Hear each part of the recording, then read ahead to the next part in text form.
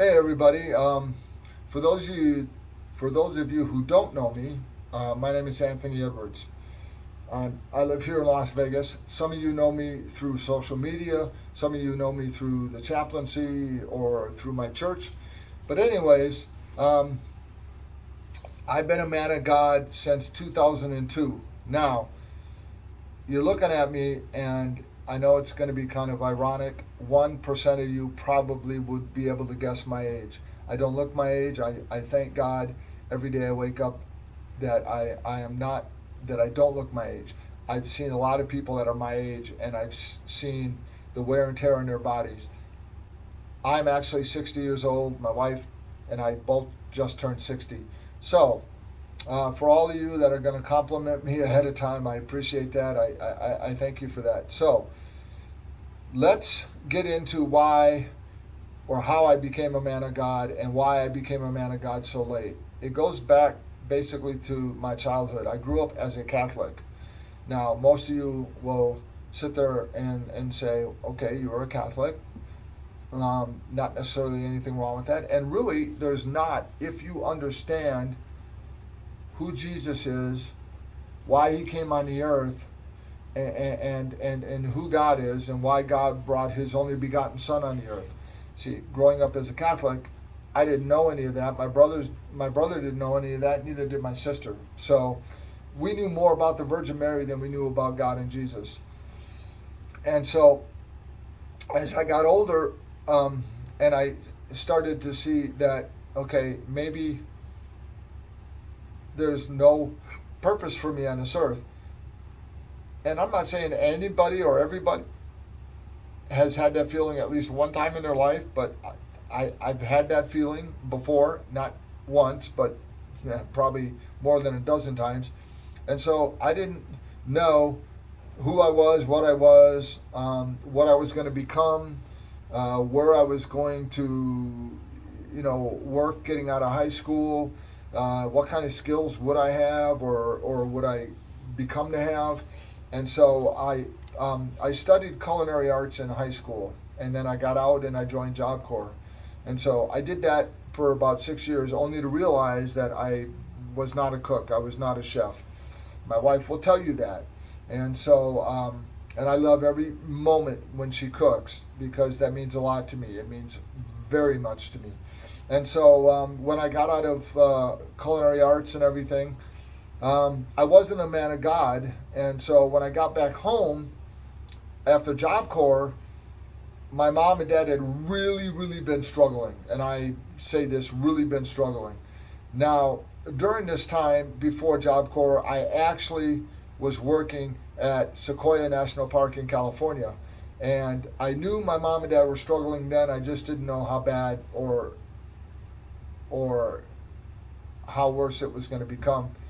But I got back home, and I got home before Job Corps, and I'd already signed up for Job Corps, was waiting to hear from them, and so I'm at home, and I'm with my mom and stuff, and my dad had separated already from my mom, so I'll just get that really quick out. He separated from my mom. Eventually, unfortunately, my dad had taken his life. He had killed himself. There's some stuff that's in between there, but I won't really get into that. But my dad took his life. And so growing up as a Catholic, because I knew more about the Virgin Mary than I did about God and Jesus, I was always looking to the Virgin Mary. And most of me was completely empty and drained. But after my father had died, I left being a Catholic and I went following in my brother's footsteps, and I became a Buddhist. People say to me, what's the difference between Buddhism and Christianity? Well, Buddha was around since before Jesus Christ came on the earth. Okay, but as you do your research and find out, nobody's been around longer than God. And so I was a Buddhist for a while. I was an atheist. I was a paganist. I was everything that God would not have wanted me to be.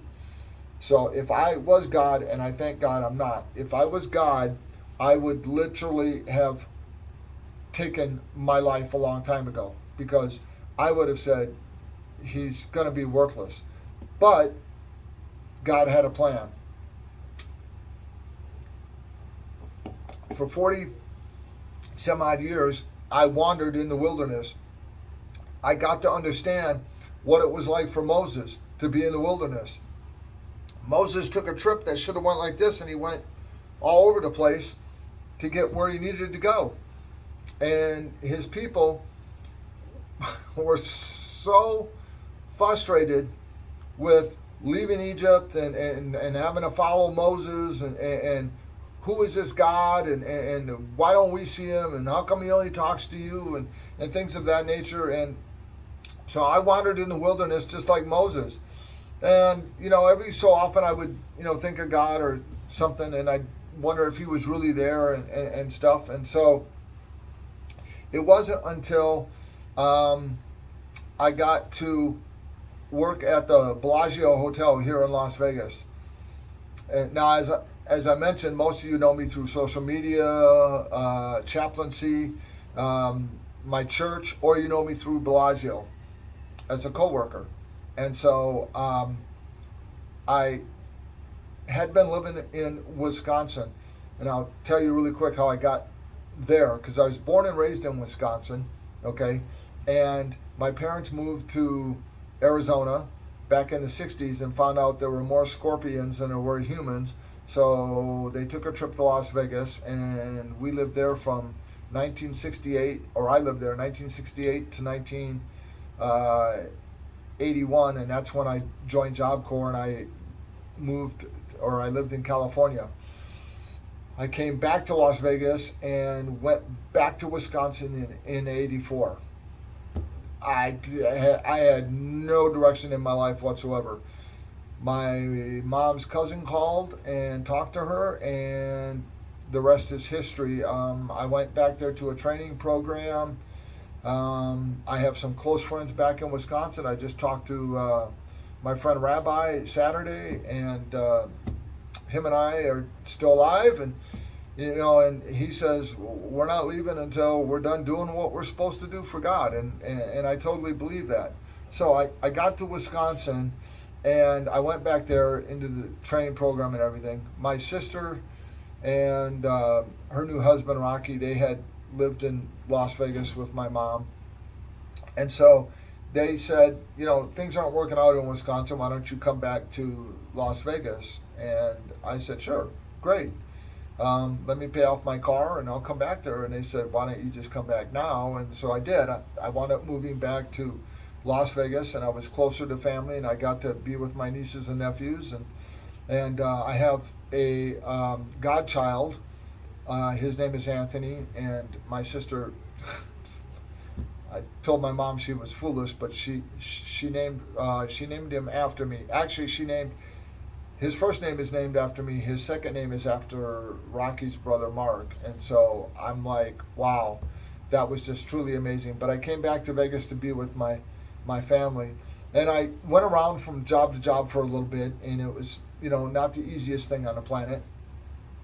And still wasn't sure, didn't have a whole lot of training skills. Anything I was trained in, I did not want to have to be a part of. And that was kind of crazy. And so I just took it upon myself that I said, excuse me,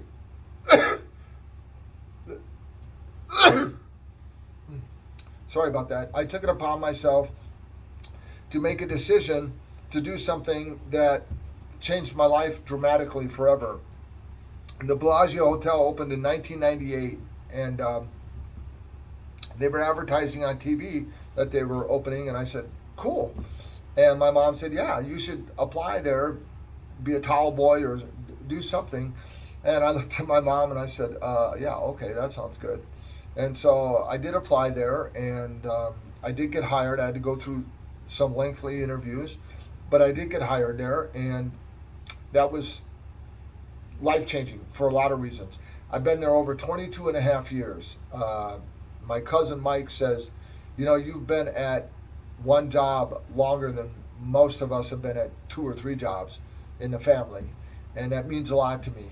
I do know right from wrong. I do know, my left from my right now.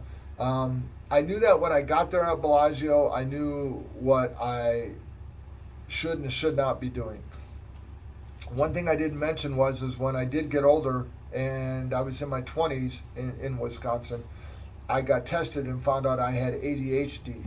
And so that's part of the reason why I'm going to try to make this as short as I can, this testimony. So anyways, I'm working at Bellagio, and it's 2002, and I'm in the elevator, and there's this young, skinny black kid singing about Jesus. And I looked at my watch, and I said, "You do realize it's 8:45 in the morning?"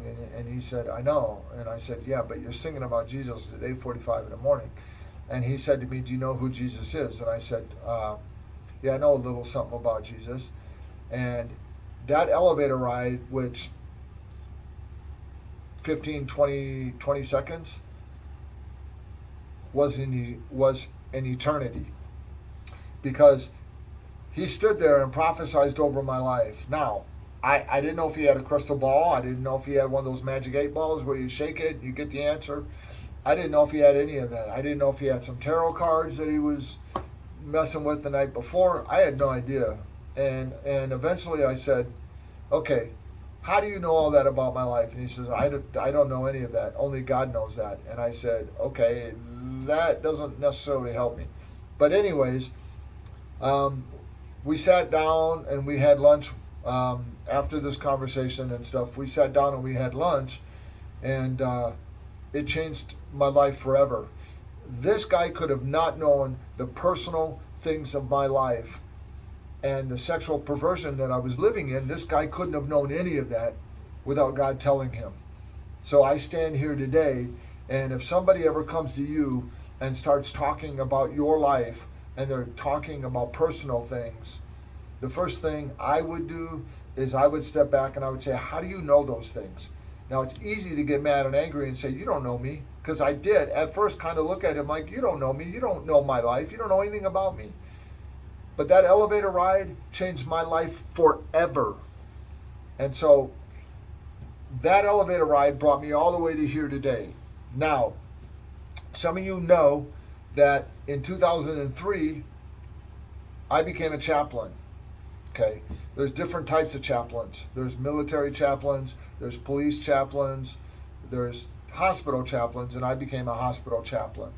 I had gotten very sick in a hospital, had gotten out of the hospital, and God had spoken to me and said, "I want you to go back to the hospital." And I'm listening to God, and I said, "Yeah, okay, that's funny." And God said, "No, I'm serious." And I said, "Look, I just was violently sick in the hospital," because later on they found out I had this condition. And so I said, "I was violently sick, that I'm leaving. There's no way I'm going to stay here and go back into the hospital." And God said, "Okay, well, when you're ready to listen, then I'll talk to you. But right now, I'm shutting off all communication." And people say, "Well, God never shuts off that communication like that, so I don't know what you're talking about." And I'll explain it to you. He shut off all communication, but I got this burning desire in my heart. And when I say a burning desire, I'm talking about not the spicy nachos I might have had the night before, but I'm talking about this burning sensation that told me that I needed to listen to God. And so finally I said, "Okay, God, I'm ready to listen." And God said, "I need you to go back to the hospital and be a chaplain. You know what it's like to be lying there, tubes and whatever else, sticking out of you. You know what it's like to be a patient there and not knowing whether you're going to live or die. But because you know who my son is now you can go back to the hospital and you can bring people to my son." And I said, "Okay." I didn't know how to do it. I went to my church, talked to Elder. Actually, his name was Elder Jordan, and I'm forever grateful for him. That'll be a different testimony, though. But Elder Jordan got me to UMC here, University Medical Center here in Las Vegas. I went in, and I met the senior chaplain, which was Pastor Bennett, and then Greg Washington Minister Washington was the office manager. I met both of them, and the rest of that is history. It's something I still do today, although with the COVID-19, they've kind of regulated who comes in, how many come in, and what the purpose of them coming in for is. So it's been quite a while since I've actually gone and visited. I actually have a guy that I go with, Brother Edgar. Him and I go in and we mentor and stuff. And so it's been truly amazing, this road that I have been on. But I'm going to tell you something. It has not been one of the most pleasant roads ever. It's not like, you're born and you're Versace's child, and you know that when you get older, you're going to be worth millions or billions. It's not like you're just going to be on the easy streak. And no, it was never like that way for me. I've had money. I've had no money. In fact, early 80s, and I didn't mention this before, but early 80s, I was homeless for a short period of time because I did not want to tell my family that I had failed. My friend and I went up to Sequoia National Park, ran out of money. He wound up ditching me, and I wound up becoming homeless. I did not want to tell my family that I had failed. But there was a guy, while I was up there walking, the highways and stuff, when you could actually do that. I was walking the highways, and a guy in a Corvette picked me up and started talking to me. And he was... he was instrumental. He probably didn't know it or doesn't even remember. I hope he does if he's still alive. But he told me, he said, I'm going to look back on this and all this is just going to be like a lesson or a memory that I will learn that turned out to be really good. And it was, because I'm looking at my life now and I'm looking at where I'm at, and I'm able to do this testimony to you. And I'm 60 years old, which I know I don't look that. And so I'm very blessed and I'm very happy that I am in this position today, and I'm here and I'm able to talk to you guys. So I got saved in 2002, became a chaplain in 2003. And after that, I could say that the road was paved with roses, but as my sister would tell you, what comes with roses? Thorns. And so between 2002 all the way up until today, I have done some really fantastic things. I have led people to Christ. I have brought people back to Christ who had previously accepted Jesus Christ as their Lord and Savior. And at one point, I was at work and getting out of my car. And before I got out of my car, I asked God to give me something substantial, something that would be supernatural. Now, supernatural in the Bible would be Peter walking on water, okay? It would be Lazarus rising from the dead. It would be the woman who had the blood disorder for all those years grabbing a hold of Jesus' garment and being healed, okay? So I asked God to give me something other than being a chaplain. Now, don't get me wrong. I didn't become a chaplain and just go, okay, I'm doing this just for the heck of it. No, I became a chaplain because I wanted to change people's lives. But I was changing people's lives here. I wanted to change people's lives around the world. And so God said, I want you to write a book, which is ironic because I loved writing poetry in high school, but I've never really written anything that I would get published. And so God said, I want you to write a book.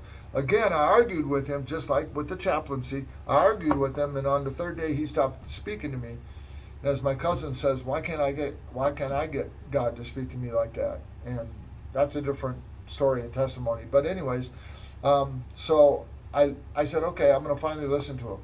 So he said, I want you to write a book on people's life stories.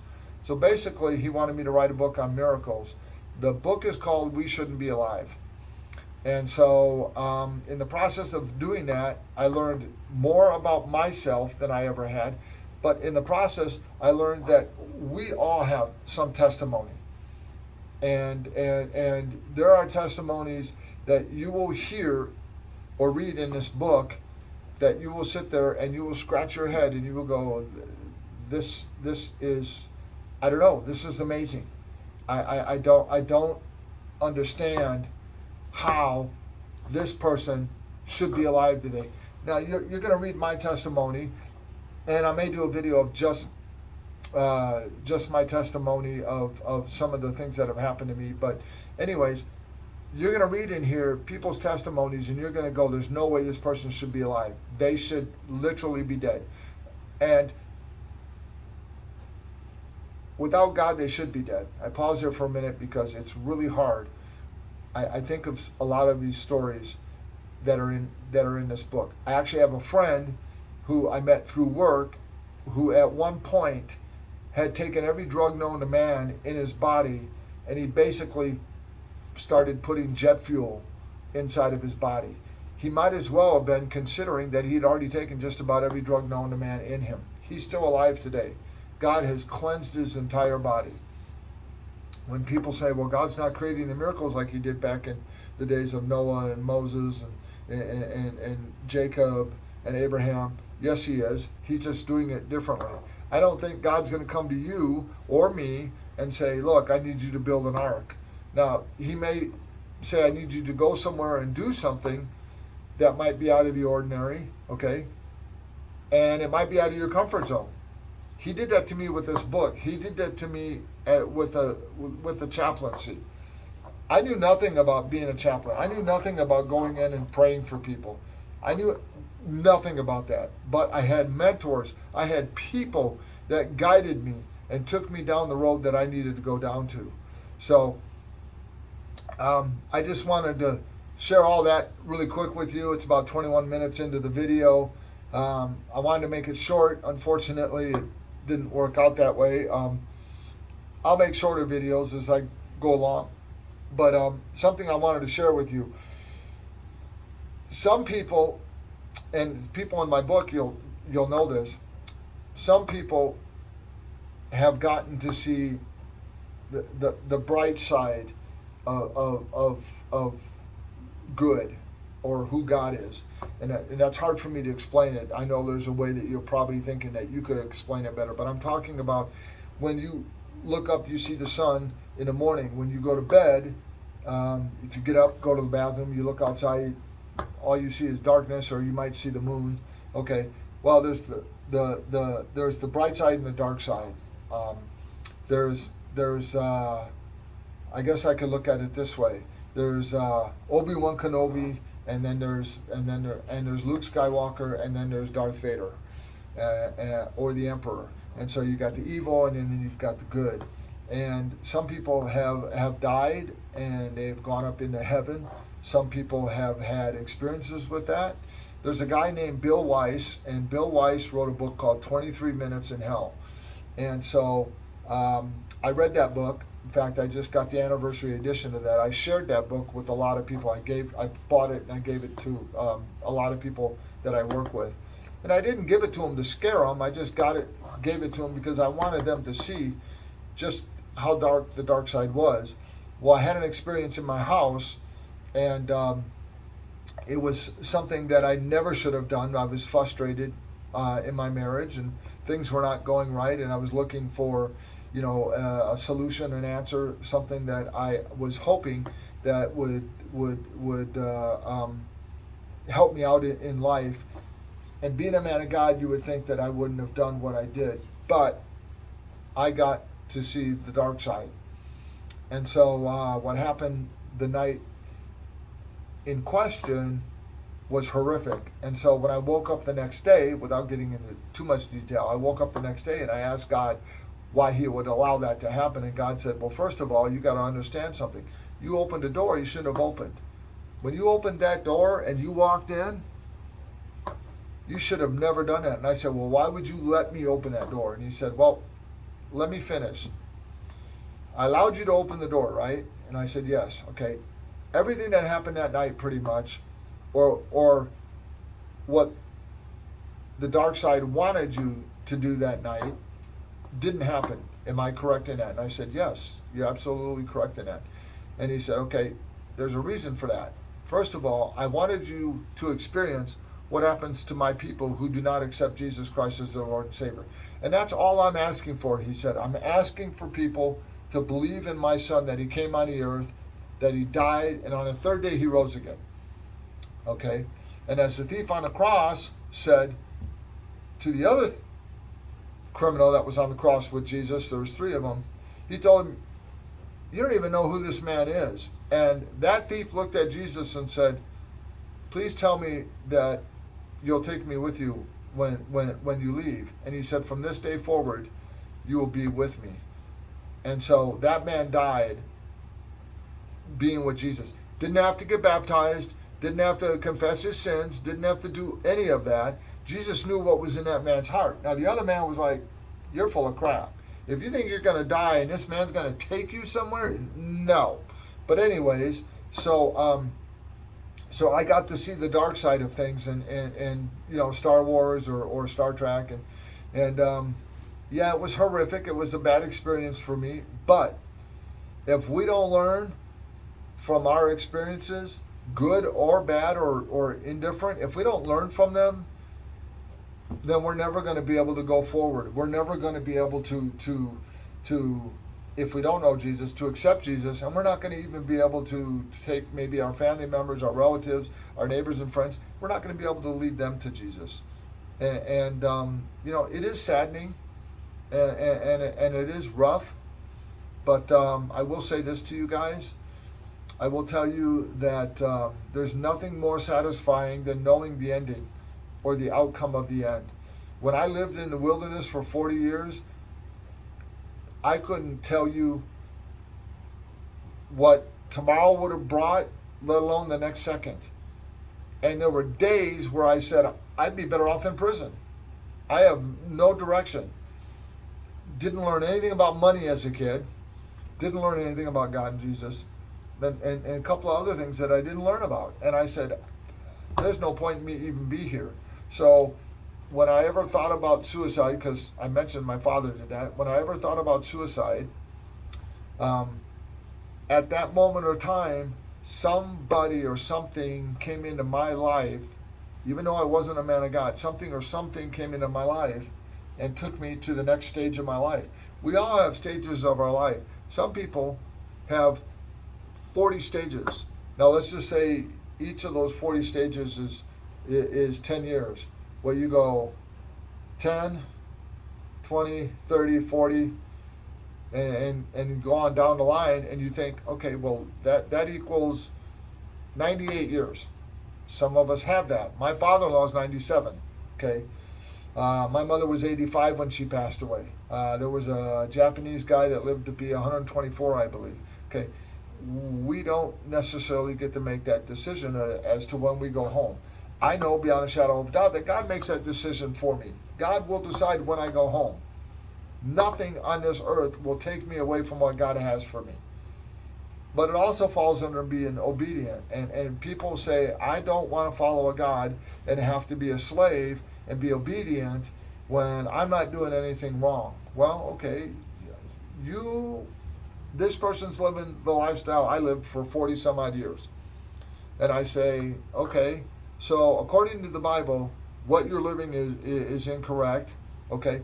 But because you're afraid of where God would send you, believing in what you believe in, so you just don't want to believe in Him at all, and then you think He doesn't exist, and you don't have to worry about it. I know it sounds a little bit crazy, but anyways, so I'm sharing this quick video with you, and I'm hoping that you will ask God to give you something.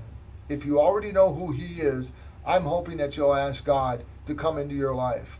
I'm hoping that you'll ask Him to change your life, because I guarantee you, you're going to get roses, you're going to get thorns to go with those roses, but you're mostly going to get roses, and you're going to get the most beautifulest smelling roses on the planet.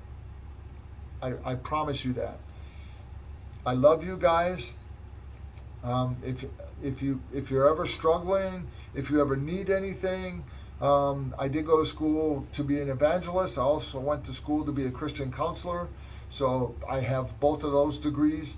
I'm more than happy to get with you, whether it's we do Zoom meetings, whether we do something else. If you're struggling with anything in life, listen, Jesus went through everything that we've gone through in some form, way, or fashion. He may have not gone through it 100% the way we do, but he's gone through it. So when people say, well, I had cancer, I didn't read where Jesus had cancer. Okay, you had cancer. No, he didn't have that. No, he didn't have diabetes. No, he didn't have kidney failure. Okay. No, he didn't have any tumors in him. But the pain and sorrow you're going through with that cancer, the diabetes, the kidney problems, the tumors, okay? The pain and suffering you're going through with that, Jesus went through that on the cross. When he died and they literally whipped him with an inch of his life. They made sure he was still alive up on that cross. They made sure that they made an example of him. Now, some people have asked me, do you think Pontius Pilate eventually repented and went to heaven? Probably not. I don't know that. We don't know that. But I know this. I know that Jesus died on the cross for our sins. And all the pain and suffering that he went through, I know that he did it not just for me. He did it for my family, my relatives, my neighbors, the guy across the street that I don't know, the guy that lives 3,000 miles away in Australia, or one of my friends who lives actually in Australia, or mine and my wife's friends that live in England. He did it for all of them. And he did it for the ones that don't even know who Jesus is. The ones that are going to be coming to know Jesus, he did it for them too. So I just want to thank you guys for allowing me to have this video and to talk to you guys. It's been a blessing. This has been an honor. And again, I mentioned I have ADHD, so I do get a little winded. I'm hoping that I learned from this video as well as you guys learn, and I'm able to shorten these down in the long run. But I love you guys, and I will talk to you soon. Peace.